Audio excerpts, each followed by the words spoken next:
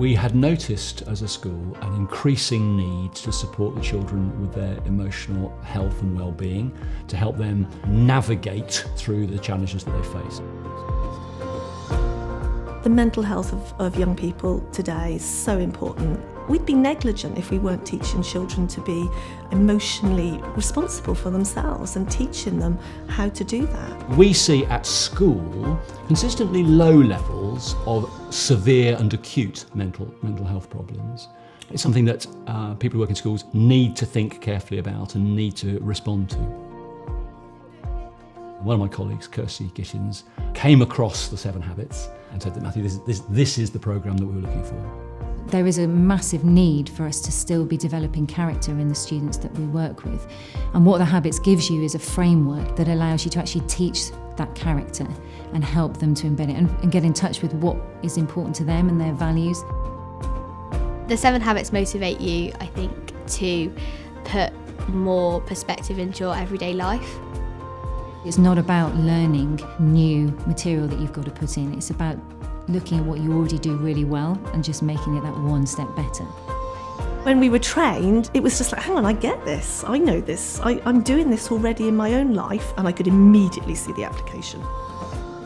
Habit 1's my favourite, being proactive. For example, if you pack your bag the night before you go to school, then you're ready to just go, when you're more inclined to do better in the day. Put first things first. That helps you plan your week. Put the big rocks in first. My big rocks are the clubs, and I need to work all of the other things I need to do, like reading, around those big rocks. I like the fact that we're all using the same language, that the students understand the language that I'm using. I could immediately go, I want to talk to this class about their goals. I want to talk to this class about first things first. They immediately knit into what they've been taught previously.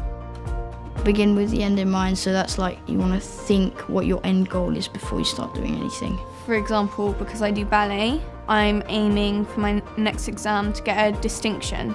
So I begin with the distinction in mind, and I'll practice and I'll try to get to that aim. Habit 4 is think win-win. It's how you can make what seems like a loss scenario for you or the other person into something that you can both be happy about. Think win-win is powerful, and the pupils immediately understand what that's about and they can immediately see it.